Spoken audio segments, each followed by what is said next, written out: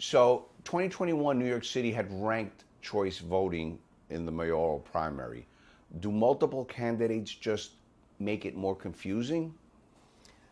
So I think it's interesting. I think the main thing that ranked choice voting does in the primaries is it avoids a runoff, right? You are just avoiding, if you have two candidates that are close with one another, it's avoiding a runoff. What I think you need is that ranked choice voting in the general election, and in the primaries, what you really need to have is nonpartisan voting and something called Final Five voting, where where you have a system that changes the way we are doing things today.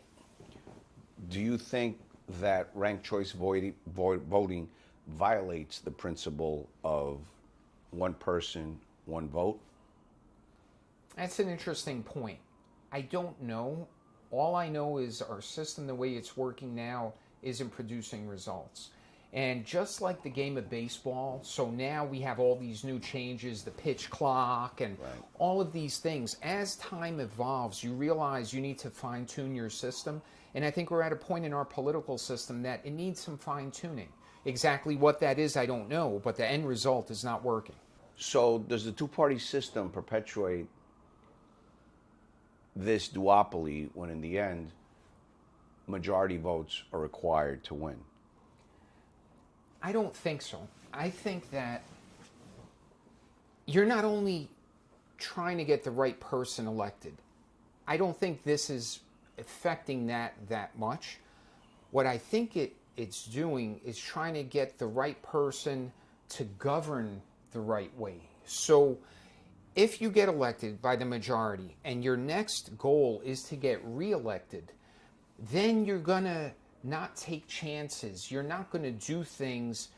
You're not going to make the hard decisions because you're so worried that you're going to alienate this group of people or this group of people. Now, if you know you will get the majority, not the majority, what's the word when you have,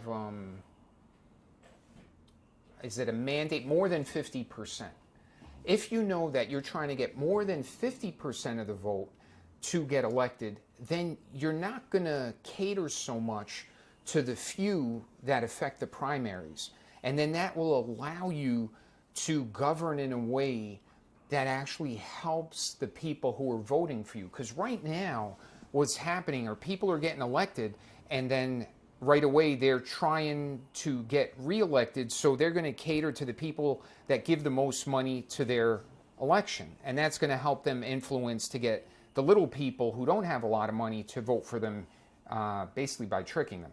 And then now, what happens, if you know in the end you need more than 50% of the people to vote for you, you're going to govern in a way trying to show results rather than governing in a way where the primaries, you just have to cater to the people who are going to give you the big money.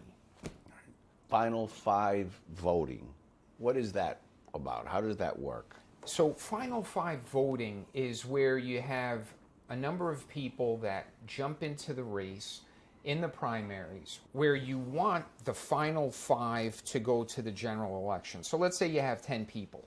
And why five, right? Because let's say if you had three, you got the Democrat, the Republican, the Independent, like we see nowadays gets drowned out. Let's say if you have four, you can get two Democrats teaming up, two Republicans teaming up. So five seems to be the sweet spot based on political research that's been done out there. And so Final Five, once you get that, you're going to have Republicans, you're going to have Democrats, but it allows the public to see somebody who's not part of the political class in there. You hope that you got independents who've thrown their hat in there, and then they say, oh, okay, you got the Democrats, you got the Republicans. Wait a minute, who's this guy? Who's this woman? Let me take a closer look. And then when you have your general election, you can have your ranked choice voting, where next thing you know, they like the Democrat, they like the Republican, but their second best choice was this independent person. And then in the end, you find out the independent won because he was more reasonable. he was more common sense. That's the hope. Whether or not that pans out, I don't know. But I think it is worth giving it a shot because status quo isn't working. Makes sense to me. Dr. Flores, thank you for joining us. Thanks for having me. As always. Tune in next week for another episode of The Manny Gomez Show. As you know, our mission is to educate you, our viewers, and to make you decide on what issues you like, you don't like. Please let us know. Let our producers and our staff give us your opinion. And in the interim, think about what Dr. Flores, who actually ran for office and knows the duopoly of the parties, and think about it, digest it, and give us your comments and thoughts.